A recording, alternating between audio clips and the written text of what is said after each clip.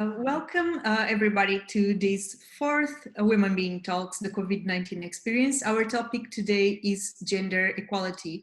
And we have been connecting with women from different countries in the world to speak about their experience during this pandemic.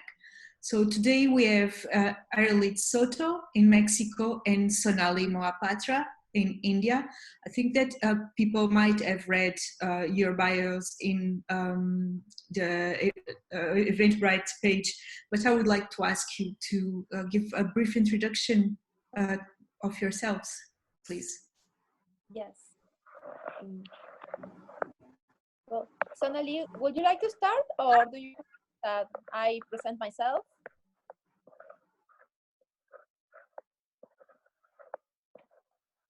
If you want to go ahead, Irelyd, I think it's fine.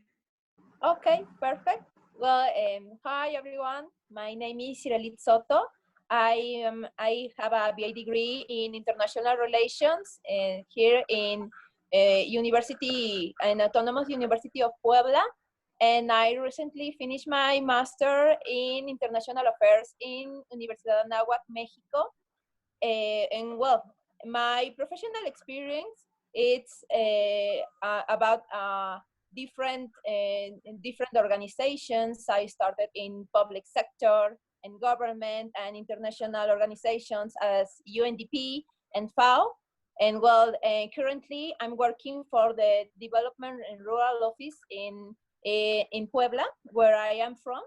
And well, and it's very good to be here and talking about our experiences about gender. I'm very interested in topics about gender equality and gender-based violence, and I'm especially in that topics, and it's very good to stay here and talk about our experiences in this context of COVID-19. Thank you so much. Sonali, would you like to introduce yourself now, please? Yeah, thanks, Monica. Hi, everyone. I'm Sonali Malhotra from India, Bhubaneswar, Orissa, particularly. I'm based in Glasgow, in Scotland right now, and professionally I work as a quantum space scientist right now. I work with satellites to put payloads on satellites and send it up to space. And often people wonder how I came to the area of gender equality and strategy. So for a long time, I have been involved in writing and thinking about gender equality since my undergraduate days. And then I progressed to working with Athena Swan, the institution in UK, which takes care of equality, gender identity issues, Black Lives Matter issues all over the UK with different universities. I also have experience working in women in science, women in space sectors in various different countries that I have been. So I regularly research, write, and speak quite a lot on these topics. And because of my experience, I consult with a few different organizations on strategizing. And my main goal is making people aware in an easier way, using my background in physics to understand what is the causality between all these different various different characteristics, various different things that need to come together to give us an effective strategy, often which are missed by a lot of institutions. So yeah, and I often use poetry to do a lot of feminist and identity-related poetry, to use it as a medium to connect with common people and to raise awareness about these issues. Thank you. We have both like incredible backgrounds and are doing amazing work.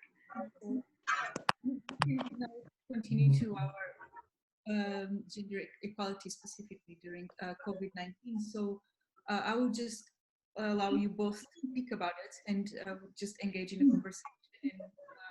By later, around 40 minutes or something, we will allow people to connect questions to you too. Okay, so let's go ahead. So Irelyd and I were speaking before briefly, and we wanted to start with focusing on let's talk about how we can come to a constructive approach to take regarding gender equality during COVID-19, but we want to begin with recognizing what are the gender problems that women are facing all over the world, not just women, but especially some gender demographics in particular. So Irelyd, do you want to start? And you want to talk a little bit about your experience in Mexico and how you came into it, and yeah. Yes, of course, I would love to start. Well, for me, what is to be here in living this experience in COVID-19 here in Mexico? Well, I think it's a very complex reality, taking into account that, well, in general, all over the world, we're not preparing for this pandemic. And here in my country, at the beginning, we were in a situation very difficult to face. And I remember at the beginning of the year, on January, I used to watch the news on BBC and CNN, and I was impressed for the dramatic images in China about people doing shopping, doing shopping panic at supermarkets, and the empty of the streets because of the lockdown in the country with two big dimensions. And I thought, oh, it's far away from here in Mexico. So I never imagined, but well, the COVID-19 is now here, and we have we as a country, we have to act promptly, and well, we didn't anticipate this. We are in front of a new situation, and this represents a big challenge, in particular, for all those women that are before this, we are seeking for gender equality. And I think in general, it's a big challenge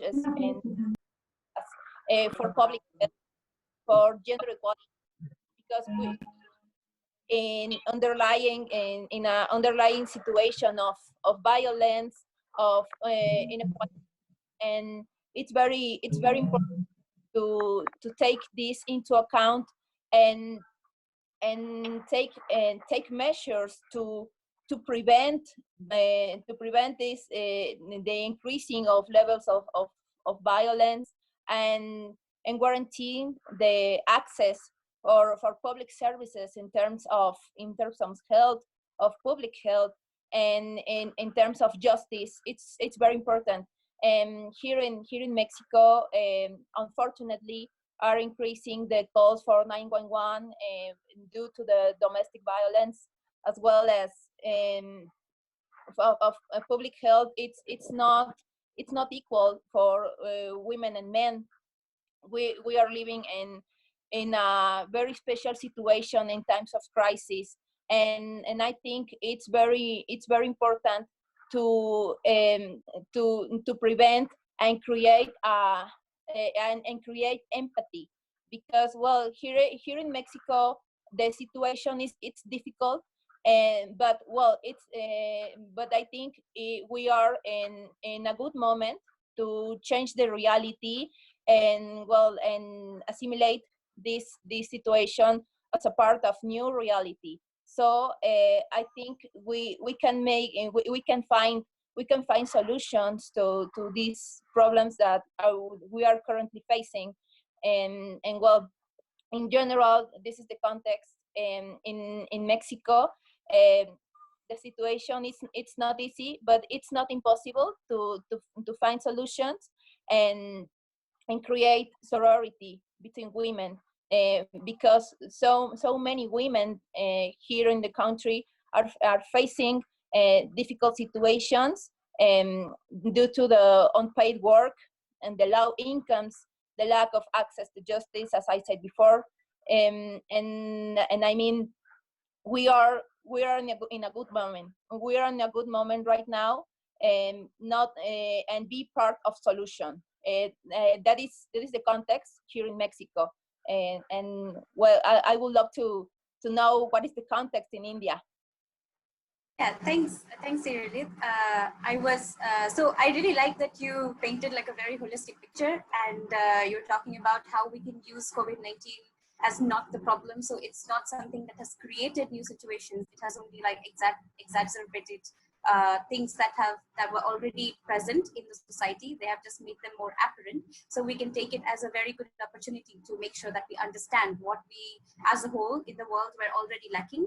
And we can, obviously, the violence, gendered violence, gendered emotional work, gendered unpaid labor, all of this is increasing around the world. Even in India, the phone calls to the particular hotline that the government has set up has increased by 3 times just in the first week during the lockdown. And by the end of March, it had increased even more. And so all of this shows that even in impossible situations, women are often stuck in situations where they are unable to send an email or make a phone call because it is inherently very scary for someone to being in an abusive situation to do these things. But there's so much pressed regarding this abuse that they're actually taking the courage, coming up and making these calls. That means they're really in a lot of distress. Secondly, there are multiple tiny things that also add to this. To give small examples, just to give us, just to make us all empathize, as you use the word empathy again, like to empathize and make the issue a bit more personal, so that we all see how little things can add up. So, for example, the first week after the lockdown started and all the corona scare happened, I saw a lot of messages on social media of menstruating people, mostly women, but other menstruating people as well, who have a lot of menstrual pain, getting very worried because the official information out there was that they could not use ibuprofen to control their pain. And so what do they do if they do have COVID-19 symptoms and they cannot use ibuprofen to control their pains? Because menstrual pain can often be as high as heart attacks, their level of pain. So that's just one simple thing to showcase. Secondly, you get a lot of you see that most care work around the world is done by women. But anybody who has caring responsibilities at this time, when everybody is in family and everybody is demanding to be entertained, to be kept busy, to have food, to have something to do, the first thing first name they think of is mother or their wife or their partner or something like that. And all of this unpaid care work has increased exponentially during this lockdown. And we all know personal stories of what has happened. We also know the statistics. It's very easy to Google all the statistics now. A lot of people are doing work on this. And that's another thing. A lot of women are unable to find time for themselves. They already had very less time. The amount of unpaid labor in the world was 1.1 trillion US dollars or something.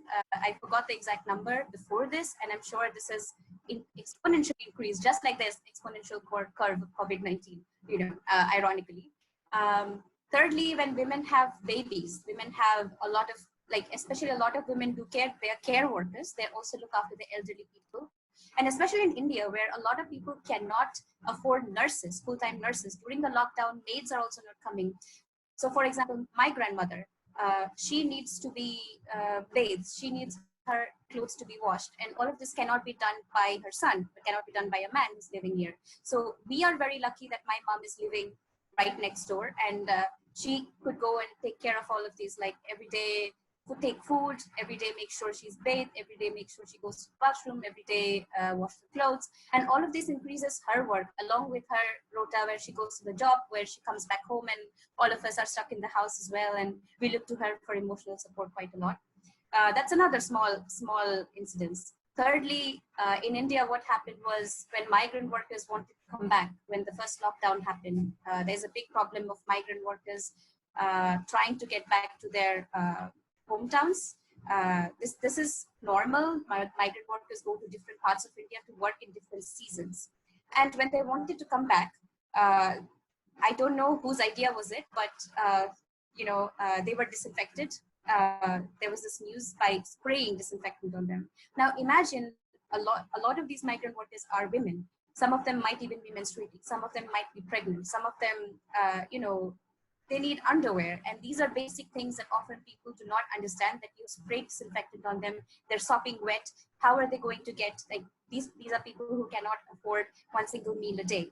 How are they going to get a change of underwear? How are they going to afford another sanitary napkin? And then comes the final straw, where you have alcohol. So alcohol ban was done, in quite a lot of places around the world, in South Africa and India. And it has been found, like, there's a very strange link between violence and alcohol. So you can see the correlation. When people come back and they have alcohol and they take out their frustrations on women, there's a wording called frustrations. Obviously, they will never take out their frustrations on their job. So it's just something they do to women. But having alcohol increased their gender violence at home. So when the alcohol shops were closed, it was seen that they used the lack of alcohol as an excuse again to take out their frustrations of the women trapped in their homes.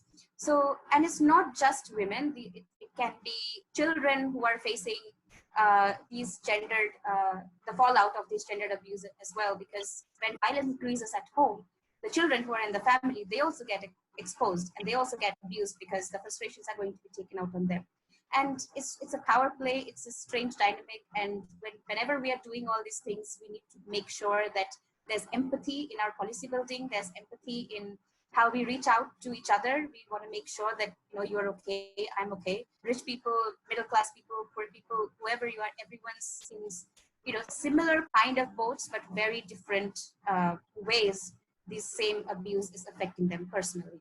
So that's from India, and because I live both in the UK and India, half the year, I'm just really happy that in UK the special trains have started where women can get on them and they can get out if they're if they have these abuse, they're fleeing from domestic abuse.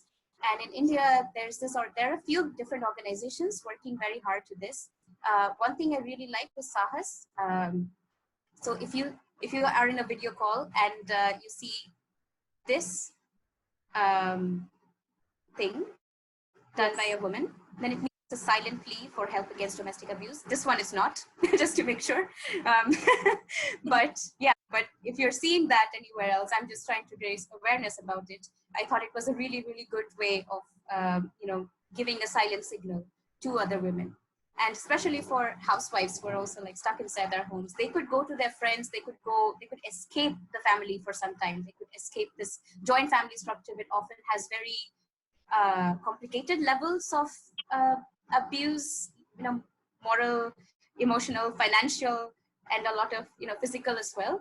But now they cannot, they're stuck all day. And in the best case scenario, people are gonna get divorced, but in the worst case scenario, people are dying. And that we really need to take care of as well before we reach that point at any point. We have to stop that. And we have to make sure that we're seeing COVID-19 as an opportunity. It's showing us that all these things happen and it's becoming more, and it's showing us the cracks we have in our community. So let's not go back to whatever world we had. Let's learn from now and let's go forward where we can actually create apps, we can create support systems based on what we have learned. Like let us not forget history. We need to learn from history, right? Yes, definitely. Well, I'm agree with you, and I'm glad to know about these new measures of help as the signal of silence. I think it's a very good to implement here in Mexico and in so many parts of the world, because we need, as I said previously, we need to create empathy and we need to create networks of help between each other. And well, I think we need to see this COVID-19 as an opportunity to change our behavior. I think that in this context, as you know, it's good to compare. It's good to compare what are the situations in India, what are the situation. Well, as you said, you had the opportunity to study in the UK and live in the UK, and probably the situations are different, but we are living inside a common context of violence against women. Unfortunately, this situation has been normalized for so many years, but this is an opportunity to change this paradigms. and construct a new gender identity in terms of equality. And even more right now, we are in a good moment.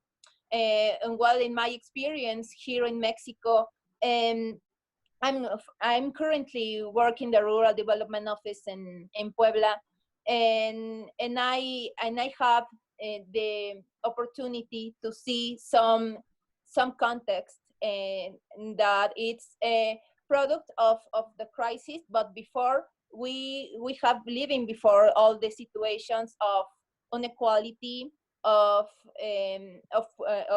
people living in poor situations. And well, I had the opportunity to leave food aid packages and to low income people, and it's actually very difficult to see the lack of help to which people are living in marginalized areas, and unfortunately they are exposed to so many risks. And we can see that a large of number of single mothers that are living in this situation, or for example, so many housewives that there's no have opportunity to ask for help, or to increase the economic empowerment. And so in this moment, it's very crucial, because we are facing the problems. These realities are exacerbating right now. So it's very good to create measures to contain the risk, and at in a possible and in our own possibilities, create measures to decrease the numbers, and be part of a new context of solutions, because we are living right now from our own experiences what is going now inside at home and outside, and it's very difficult right now, because the lack of access to these services, these public services. And sometimes it's very difficult that a woman in a context of violence ask for help, because unfortunately we are living in a culture that it's very normal to not ask for help, or to seeing this as a normal situation. I mean, here in Mexico, there are so many campaigns about to prevent gender violence, and I'm agree with that, because there is a lot of campaigns that and then they say something like, you're not alone, you can call our services, and we can help you. Well, in my personal opinion, I'm agree with these campaigns. I'm really agree with these campaigns. But we need to put in the shoes of a women that are living this situation. And sometimes it's very difficult to ask for help. And at the same time, I think it's important to create empathy with all women in this situation, and think about, what can I do to help her? Because probably this woman can be a family member, a friend, a neighbor. So in this case, it's very important to visualize the situation and create so many ways. It's very important to create brainstorm ideas to help to change this pattern in this patriarchal society that affects all over the world. Yeah, I totally agree, and that was so well put, as well as your explanation of what empathy actually means, because so many people confuse that with sympathy, and empathy is a very important, a very powerful tool that can be used in process building. It's used in product design, so why not in real life to help our human resources, to help our brothers and sisters, to help everyone around the world. And in this context, it's very important, at least in India, it's very important, and everywhere else, to understand violence, to understand gendered problems in a very intersectional manner. Because again, not all of us are in the same shoes. There is a very complex interplay here of caste, class, economy, religion, gender, color of your skin, what kind of vehicle do you use for work, what kind of environment, what kind of locality you live in, what kind of police station is near you, what's the mentality of your family who you grew up with. So it's a very, very difficult situation, and especially in a country with 1.3 billion people, it's very hard to understand what somebody else is going through. And so a lot of people, and we also had a lot of toxic practices, which, every country has its own set of toxic practices. And I know from my childhood that there's this practice about whatever happens in a family should stay in a family. And as you said, we should not, asking for help. By normalizing these kind of behaviors, it has become very hard to ask for help. And asking for help is even worse for men. So men who are stuck in abuse, who are stuck in abusive situations, because they are seen as, they have to still keep masculinity, and they have to be portrayed as strong, and, they have it even worse. So where a woman can actually get away with saying it, most women die before they can actually call out for help. So that's the worst part. But most men actually cannot ever say if they are stuck in some kind of a vicious, abusive cycle. So I think we have to look at all these intersectional patterns of violence everywhere in the world.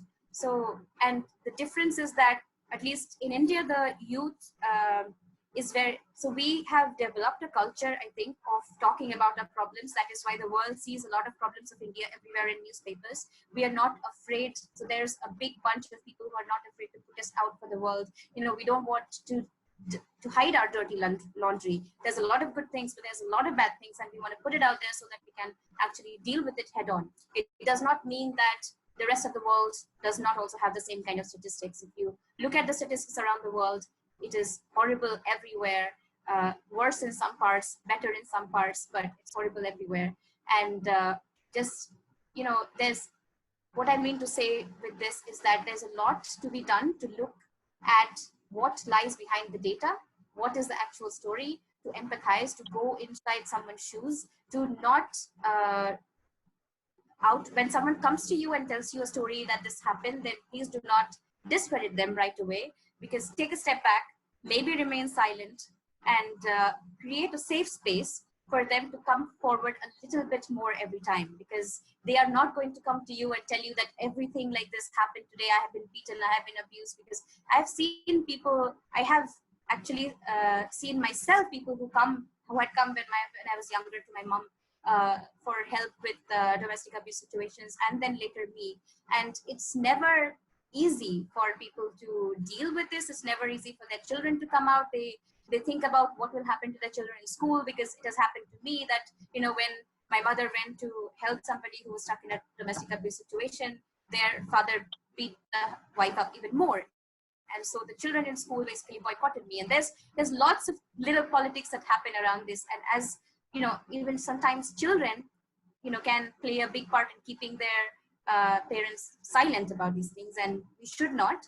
And I think education will go a very, very long way into making sure that we are educated the right way. We are getting sex education, we are getting gender education, we are getting gender sensitized, we are learning about our unconscious bias, but we are also learning about how unconscious bias often creates other kinds of biases in our mind.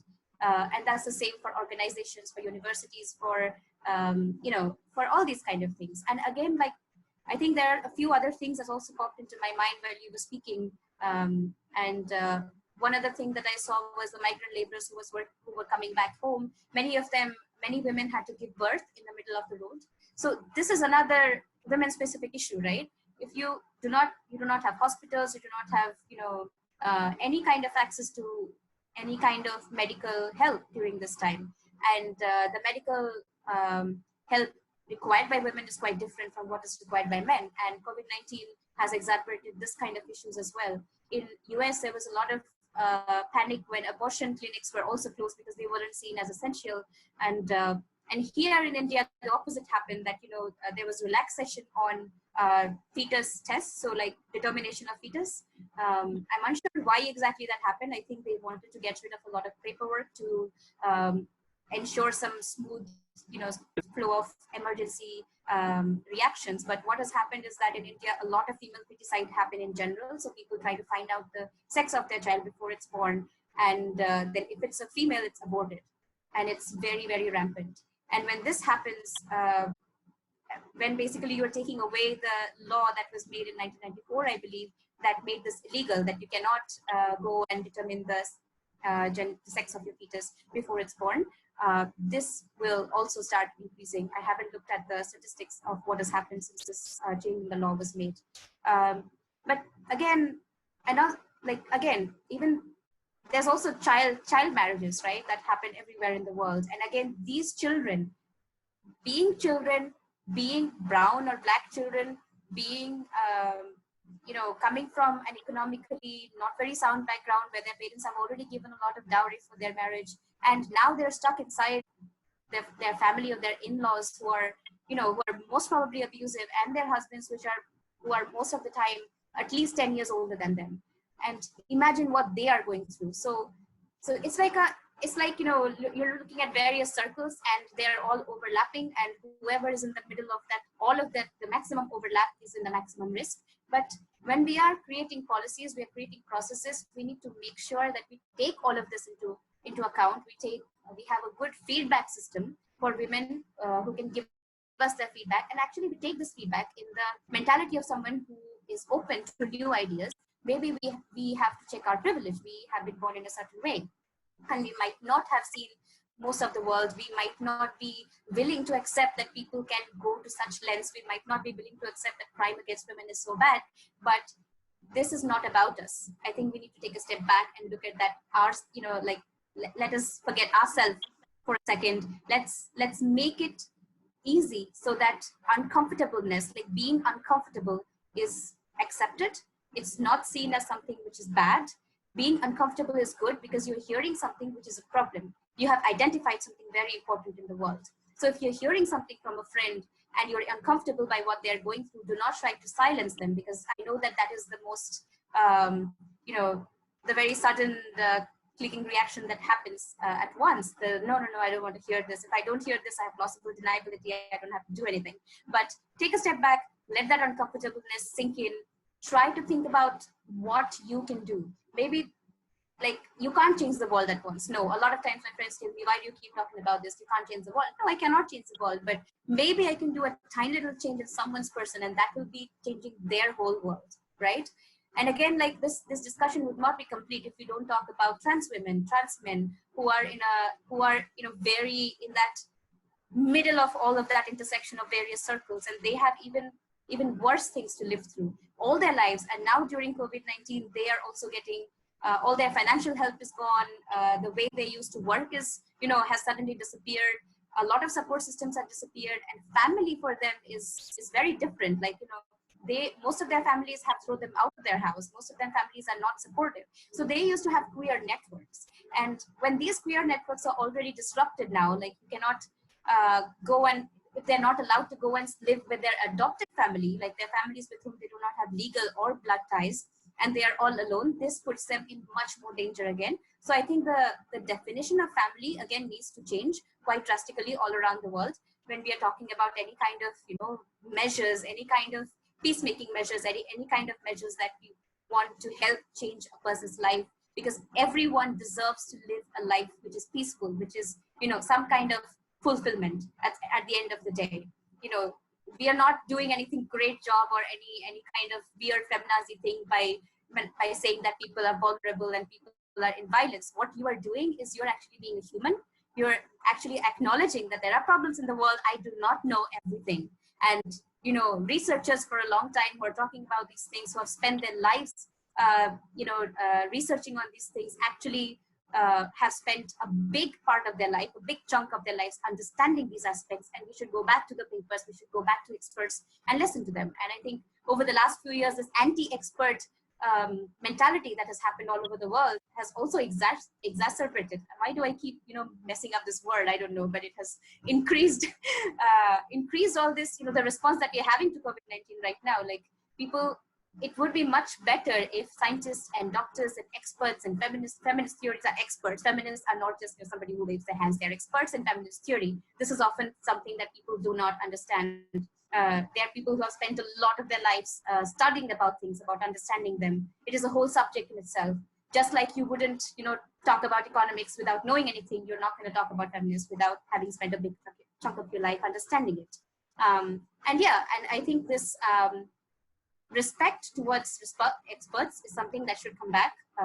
Hopefully, the faith is going to get restored, and we are going to go to a society which will take evidence-based policymaking and the effects of law. Like, I'm sure maybe you can tell a little bit more, Irelyd, like about the effects of law in various aspects of our society, because law is not just in the courts, right? But it starts from there, but it's also between our family. Like, we have separate laws and rules for who does what and what kind of judgment we pass at that moment. And I think the plurality of law is important again. So maybe you have some personal examples and anecdotes, and you know a little bit about the condition there in Mexico.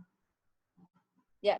Yes, thank you, Sonali. Well, in terms of law, I think here in Mexico, the law is has been changing, fortunately, and there is including so much more about gender equality and respect for women. It's very important to start to recognize what is the problem, the common problem here in Mexico, because the gender-based violence are present in all the social contexts, and I think it's very important to start with this, but essentially, in this goes beyond the law.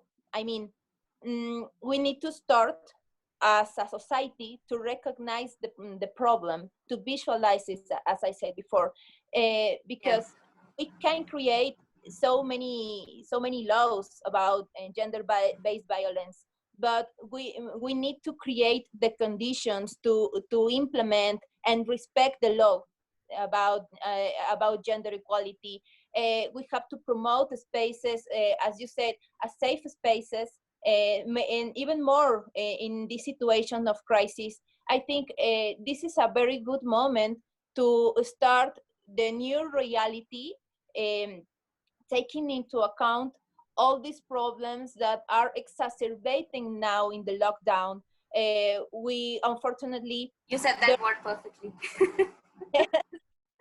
There are so many, and there are a lot of fear in society to get infected, and unfortunately the ignorance about the effects of COVID-19 goes beyond to start to be aggressive with people in front line, as you said, as medicals, as nurses. And unfortunately the nurses can go on the street with the uniforms, because they are they are experiment fear constantly to be agreed for people outside. So it's very important to create a respect culture, and even more in this moment. I heard you a minute ago, and I realized that here in Mexico and there in India, we are dealing with similar problems. We are in a similar context about gender-based violence exacerbating for this situation, and I think it's a very good moment to create a common agendas in order to prevent this violence. You said something very certain, and it's about the safe space. I think we can create smart conversations in our social media, on WhatsApp, between each other, and we can create communication effective I mean, not normalize the violence and make the correct answers. Something like, how can I help you to overcome this situation? How can I help you how can I help you to ask for help? How can I help you? Maybe I can make you a call in that moment. You can stay here. Stay here with me and prevent the abuse of your partner. I mean, there are so many ways that we can create sorority, and I think if we can create a respect culture, we can change our behaviors, and we can change these kinds of abuse, and start a new path to a new normality, and see each other as a women, as a women in a similar context. I mean, we can create solutions, and we can create a lot of access to safe spaces, to promote the opening of public services to help women and guarantee these services. I mean, there's a lot of things to do. And we can start now. This is the moment. I totally agree. Monica, do you want me to talk about Ramesh's question now, Natalia? Yes, we are going to be opening for questions and answers. This is a perfect time. Thank you so much to both of you. We have a question here from Ramesh. It's about differently able women. How have you experienced or know about like the gender equality and this section of the population? What are your views in Mexico and India? Thank you so much. Thanks, Natalia. So thanks, Ramesh, so much for the question. I think it's a very, very important question, which you have pointed out. So as I was talking about intersectionality before, I totally apologize. I forgot to mention differently abled women. And it's, as I was talking about the story of my grandmother, for example, when we talk about the elderly population, or we talk about differently abled women who need carers, who are stuck in a wheelchair, who cannot hear, who cannot speak, obviously that puts them in a much more danger in many different ways. First of all,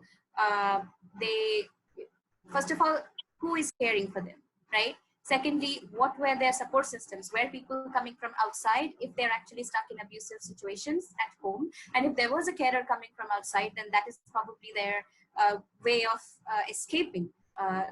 For some time, whenever the carer is around, they might be escaping the abusive condition. And it is horrible to imagine what must be happening when carers are not available. I've seen a lot of posts in this group, Caremongers India. So Caremongers is a very active group in India, which tries to connect Samaritans from different parts of the country to go and help people who raise certain issues in the group.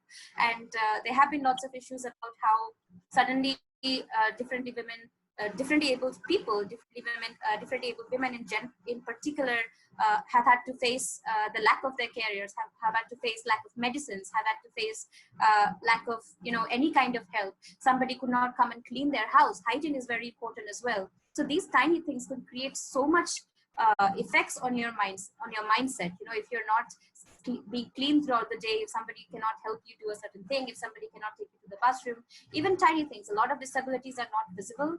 A lot of disabilities can be mental. A lot of disabilities can be also physical as well, but not visible. And all of these things get exacerbated. I have a problem with that word.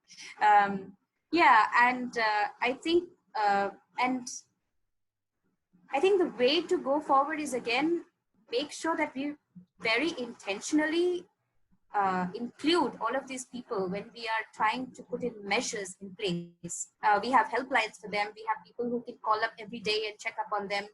So in India, when they used to do a census on domestic violence long time ago, I remember, people used to go to people's homes, and because women would not open up about their experiences when their husbands are at home, these people would have to go, like, they have to pretend to be someone else, and they only can ask the questions a certain way, and that's how a lot of time these kind of data is collected. So we have to again understand that if we are going to help differently able women, we have to make sure that maybe we are making sure that we are not putting them in more danger while helping them as well, because if their abuser is nearby and they cannot talk to us and come and escape, we are not talking to them about this in front of their abuser, because it will, I don't know, increase the chances of their violence on them. Obviously this is a very, very important and difficult topic, and I don't feel I'm a expert to talk about this, but this was my experience and what I knew. Yeah. Yes, and well, I mean, here in Mexico, we are living in a complex situation, and well, in the violence against women and the gender equality are topics very important in our agenda, in terms in government, in terms of society as well. And we, as I said before, we are seeing dramatic data and difficult situations that women are involved in right now, and this is a good way to visualize the solutions, and goes beyond these experiences, because we have to recognize that we are facing new circumstances due to the crisis. And in this moment, we can fight against these numbers, and we can create solutions to decrease the numbers and prevent the violence. And I think that in this scenario, we can do a lot of things to prevent the worst case scenarios. I mean, Sonali, you say something very certain about the worst case scenario. The worst case scenario is die, and the best case scenario is divorce, and so many women that are experience the domestic violence. But well, if we think about solutions, we can think about a lot of solutions, and when we can start to increase the participation of women inside communities, and we can start to visualize the positive effect of the participation of women and in the public space. I think it's a very good moment to start to think about the strategies about empowerment, about gender empowerment, and take this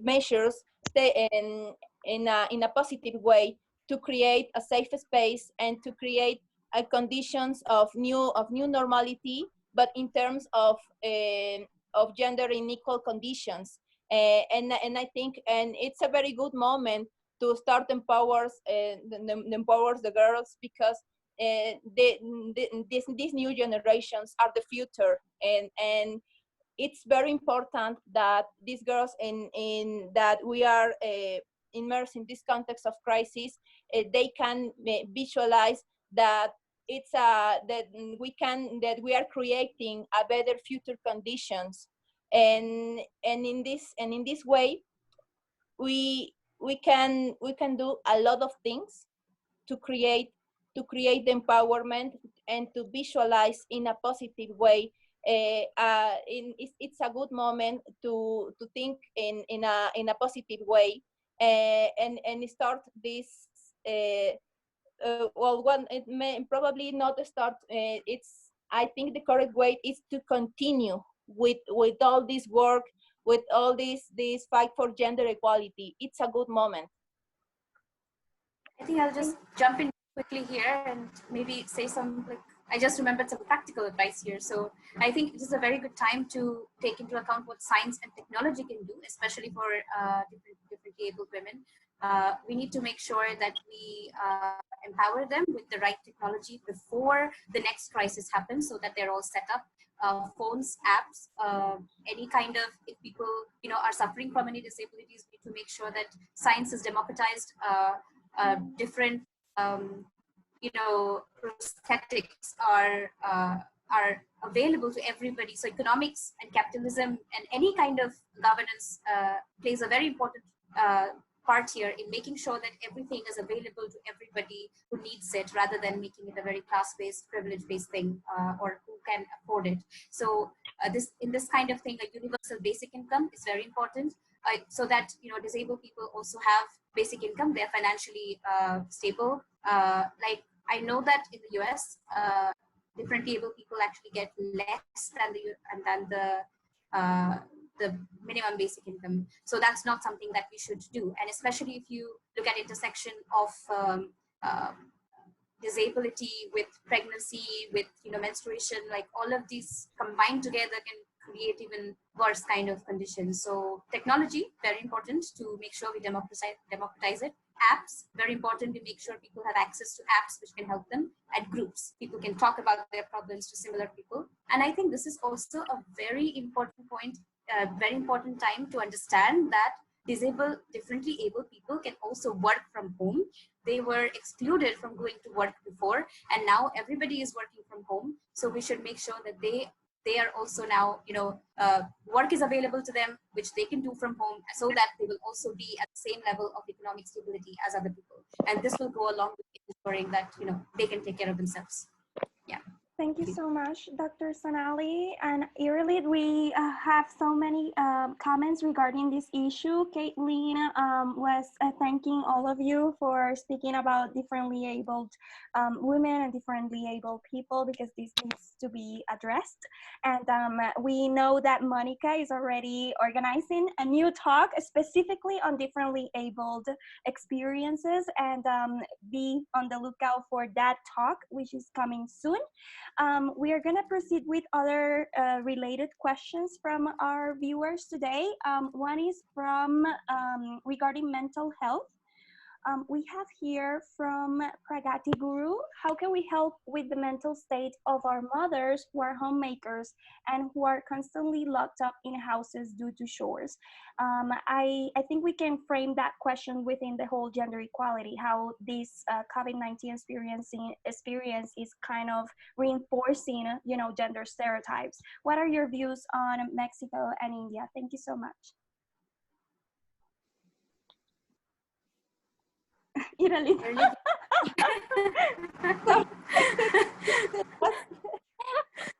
Sorry. Well, I think it's a very good moment to stay positive and be a good voice to our family members and people in our own environment. I think it's a very good moment that we as a woman that are interested in gender and gender issues and gender equality start to promote the awareness of our own rights and access to information. I think it's very important to note and visualize that we have the right to break the silence, to raise our voice, and start to think about solutions. And we can create these empathy networks and make this effective. This is a good moment to take actions in a positive way and start to normalize that it's very good and it's the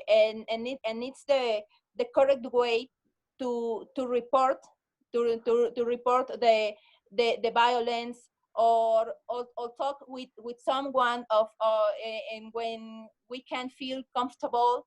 I think it's a very good moment because unfortunately the previous generations they grew up in a context of patriarchalism, and it was even more normal that they stay at silence.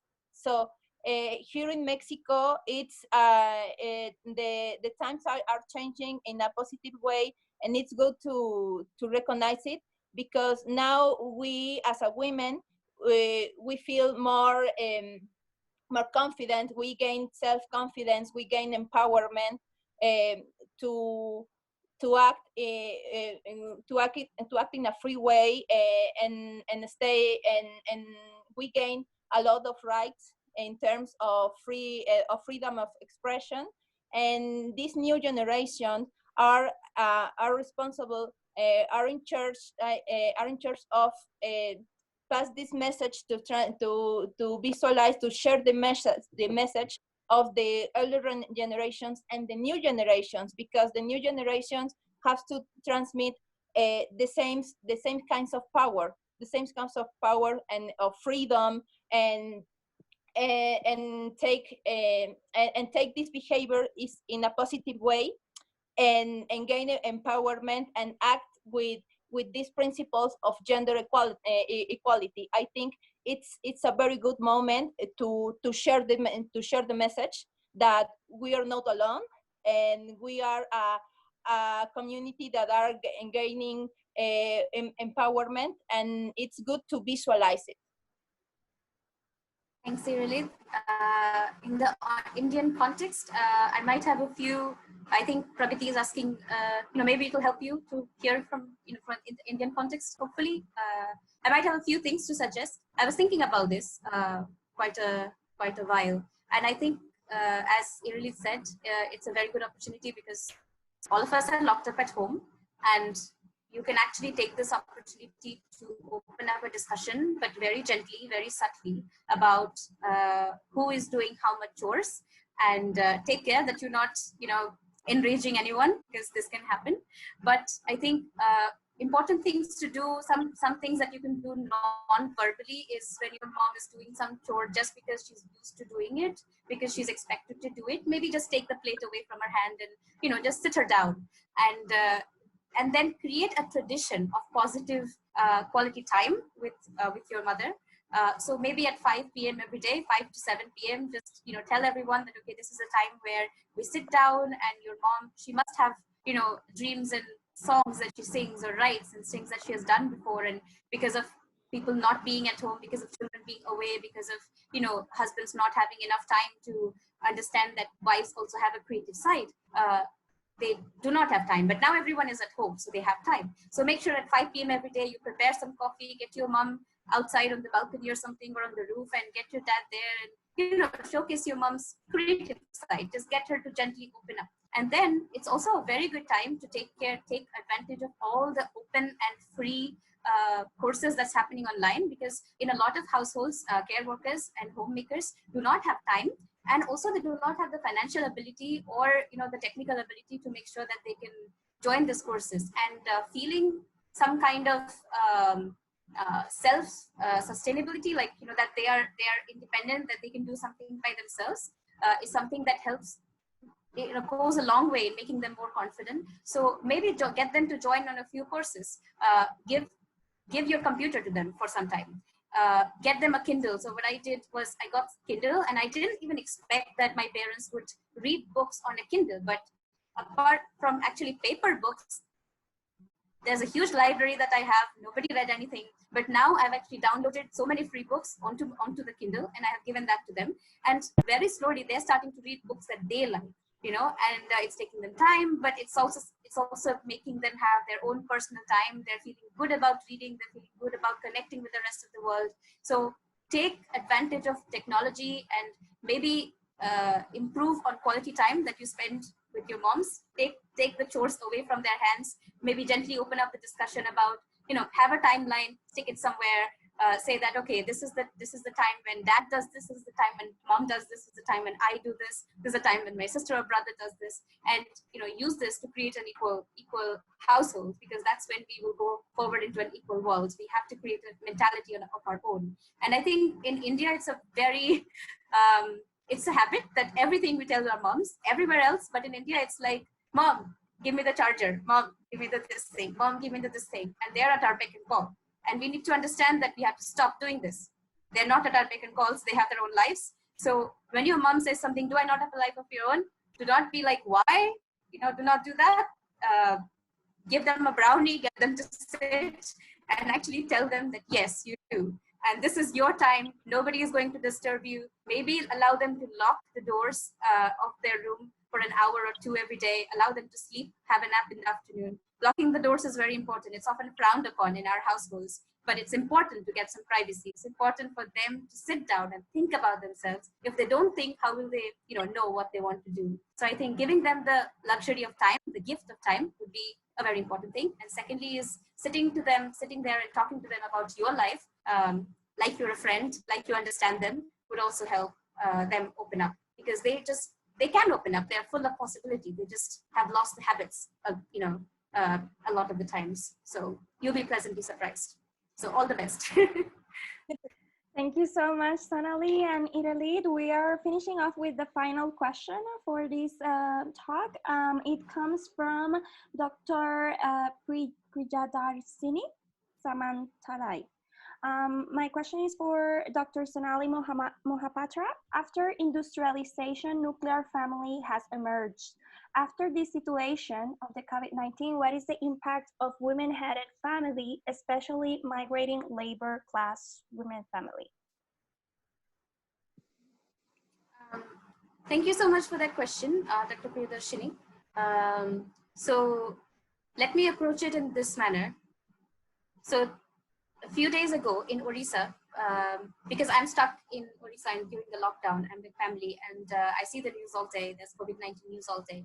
A few days ago, alcohol shops started opening because of economic reasons, and a lot of the aid that was given to migrant workers basically went down the drain, because there was like a line of 1 million men in front of every alcohol shop. And then there were all these news that showcased that some men went back home. Journalists were asking them, where did you get the money? And they said, I sold the grains that the government gave us. I sold my wife's jewelry. I sold that.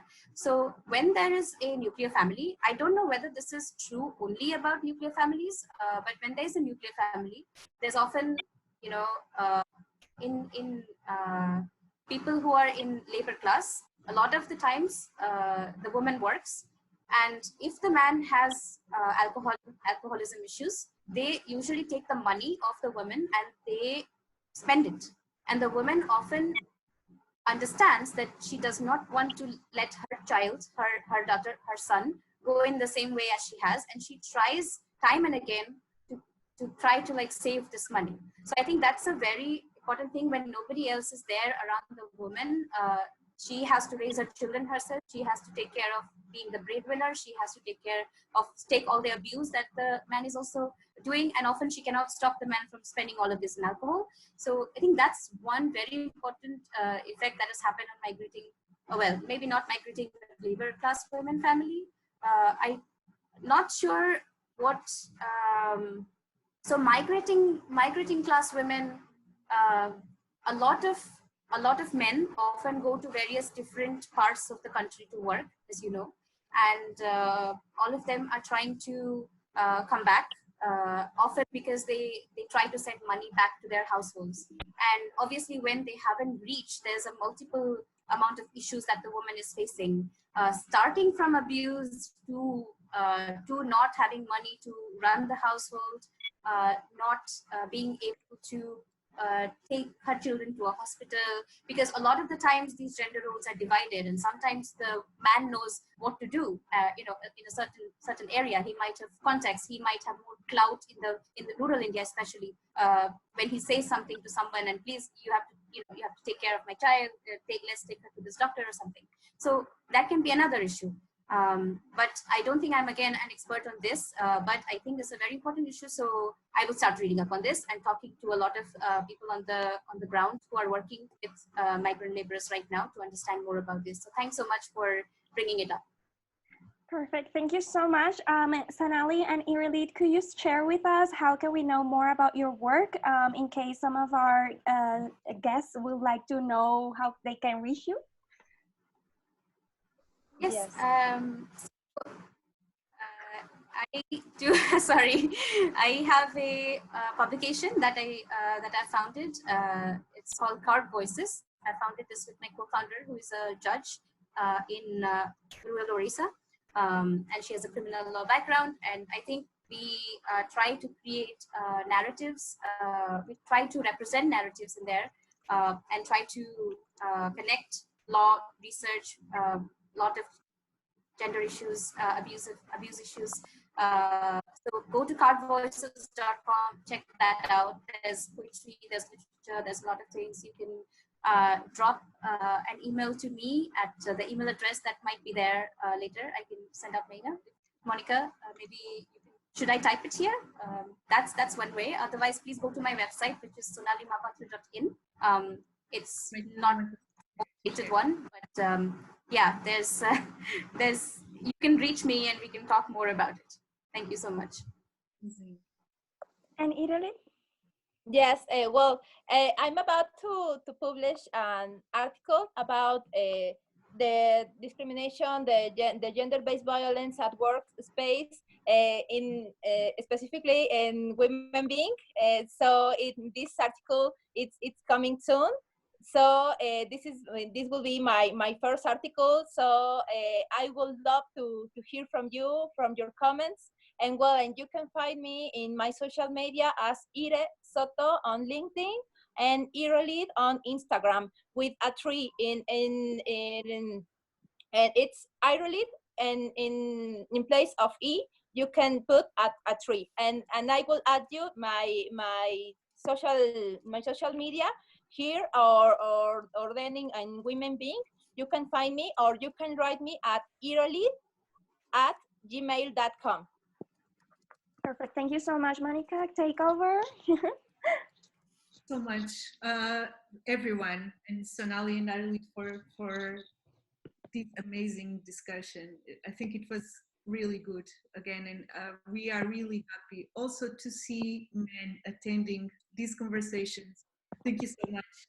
So I would just like to let you all know, if you want to join the next Women Being Talks, you can go to womenbeing.co.uk/talks. That Natalia just inserted that information in the group chat. We are going to have more talks soon. We are indeed organizing one related to differently abled women. And the next one, next week on the 21st of May, we have a talk about female health with Sidra Abbas from Pakistan and Dr. Rita Bensivenga, who is in the Trinity College in Dublin, in Ireland. So I think that I hope to see you all more often here too, and thank you so much for helping us create this communication and get in touch with people from all over the world, because it's really important that we all listen from everyone in different places. So thank you so much again for your time and for joining us here today. Thank you. Thank you so much for the opportunity. Thank you, Monica. Thank you, Sonali. That was amazing. Thank you to all of you and for providing this wonderful platform as always. And thanks, Irelyd. It was really nice talking to you, and we'll keep in touch and write an article. Yes, so, thank you. Thank you so much, everyone. And awesome questions as well. Bye. Yes.